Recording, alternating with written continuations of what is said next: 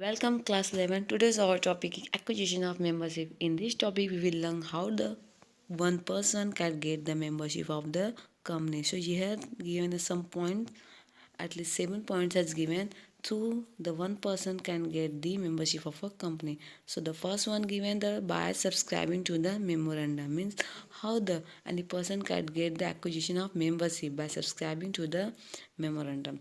Okay, when the company are going to form, so the company need to prepare the two most important document, that is the MOA and AOA.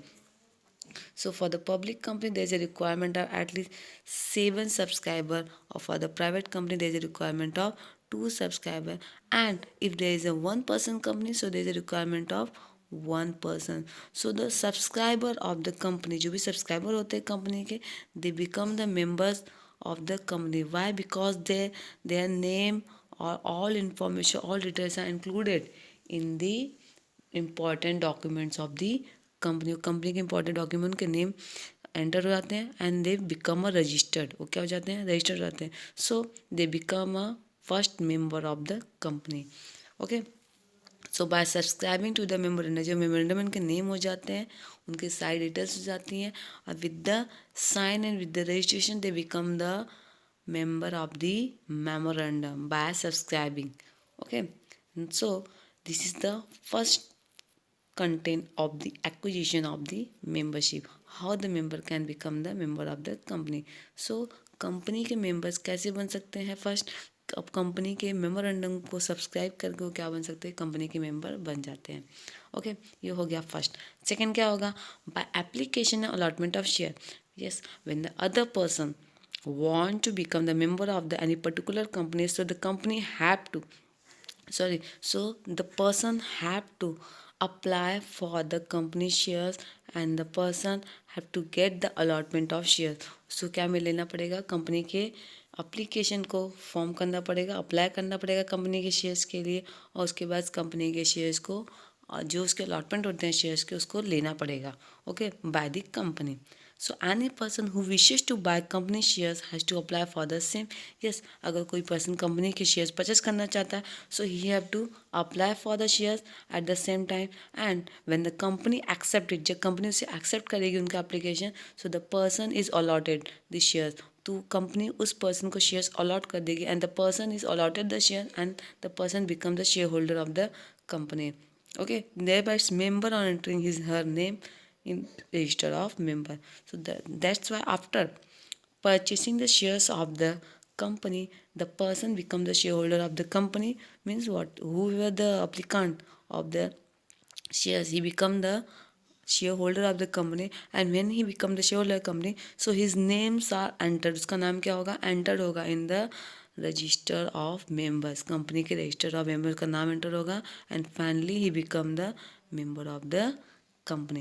So this is the second reason how the how the person can become the member of the company. Now third is given the by holding shares in the dematerialized form, means electronic form में. Any person who has share in his name as beneficial owner in the records of the depository is a member of the company. Means कोई भी ऐसा person जिसको benefit है, मतलब जिसको benefit है company के ओनर का, तो उसका अगर रिकॉर्ड डिपोजिटरी में इंक्लूड है, okay, so you become the member of the company. Okay, और डीमेटेरियलाइजेशन का मैंने आपको बताया था, इसका मीनिंग क्या होता है? It is just a security in a electronic form. ये एक सिक्योरिटी होती है जो इलेक्ट्रॉनिक फॉर्म में होती है, जो पेपर फॉर्म में नहीं होती, जो फिजिकली विजिबल नहीं होती है. Okay, now fourth is the by transfer. Any person who buys shares of a company from an existing member become its registered member after company accept its transfer request. Yes, any person, जब कोई share holder, when any shareholder transfer his shares to the any other person, so the another person who take the share of the shareholder of the company, जब कोई एक share holder अपने shares किसी और को transfer करता है, and when company accept his request of transfer, जब कंपनी उसके रिक्वेस्ट को एक्सेप्ट कर लेती है, सो जो जिस पर्सन को वो अपने शेयर्स ट्रांसफ़र कर रहा है, वो पर्सन क्या हो जाता है? कंपनी का मेंबर बन जाता है. Okay, that has written only the any person who buys share of the company from an existing member.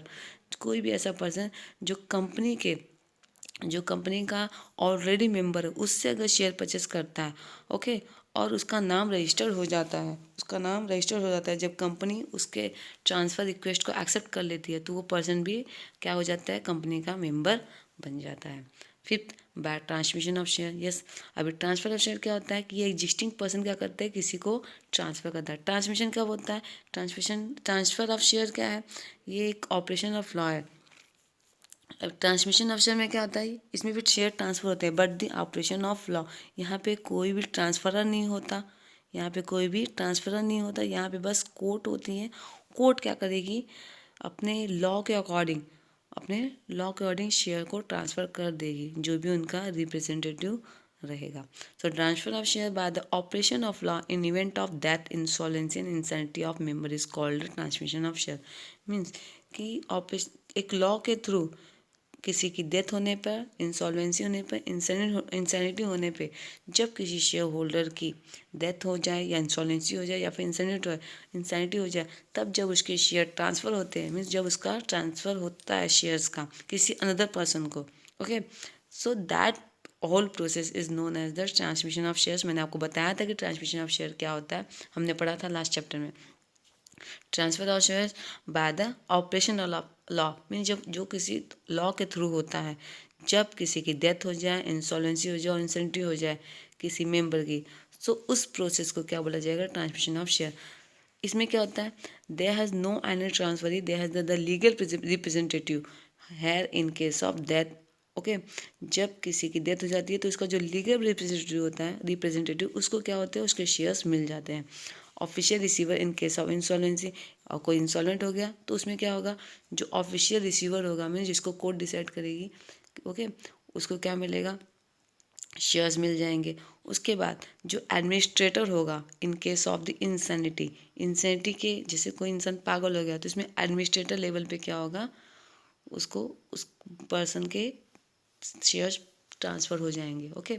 Means जो भी कंसर्न मेंबर है, जो भी ऑलरेडी मतलब जो भी उसका शेयर होल्डर था या फिर है, उसके उसका अगर वो इंसेंट हो गया, अगर वो ल्यूनेटिक हो गया, अगर उसका मतलब उसका सेंस नहीं है, he is senseless, so in this situation क्या होगा, इन case of the administrator, automatically उसके शेयर्स, उसकी ओनरशिप, उसका मेंबरशिप किसी अनदर पर्सन को मिल जाएगा, जिसको लॉ डिसाइड करेगी, ओके। तो ऑटोमेटिकली वो भी क्या बन जाएगा, कंपनी का मेंबर बन जाएगा। Next is the nominee of one person company, okay.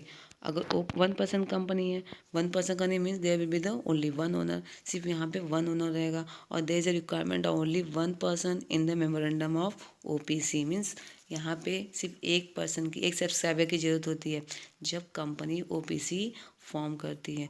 So for the memorandum there is a requirement of only one subscriber.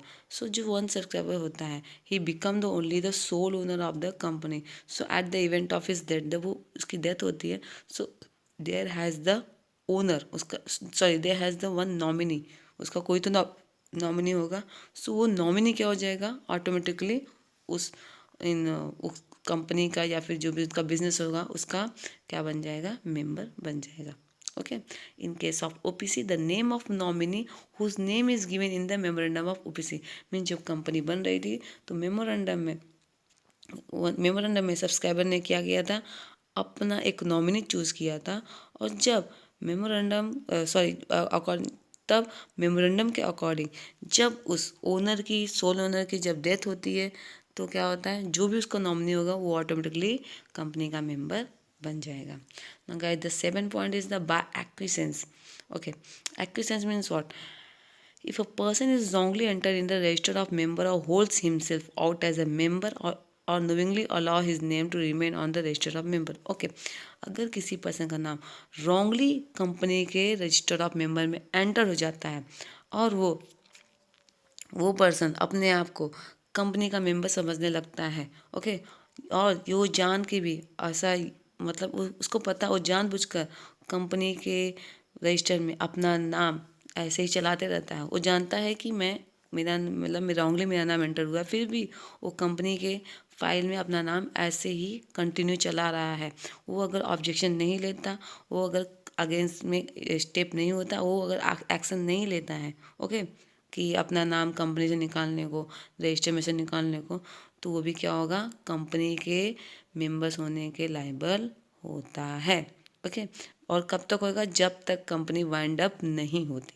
So automatically वो भी क्या बन जाता है, कंपनी का मेंबर बन जाता है। That has only written here, if a person is wrongly enter in the register of member, means अगर किसी पर्सन का नाम गलती से कंपनी के रजिस्टर ऑफ मेंबर में एंटर्ड हो गया है और वो hold himself out as a member or knowingly allow his name to remain on the register of member, और वे जानबूझकर कंपनी के रजिस्टर में अपना नाम चला रहा है without informing the company about the mistake and getting it rectify, और बिना कंपनी को बताए उसके मिस्टेक के बारे में और बिना उसको सुधारे, okay, is stopped from denying his membership, okay.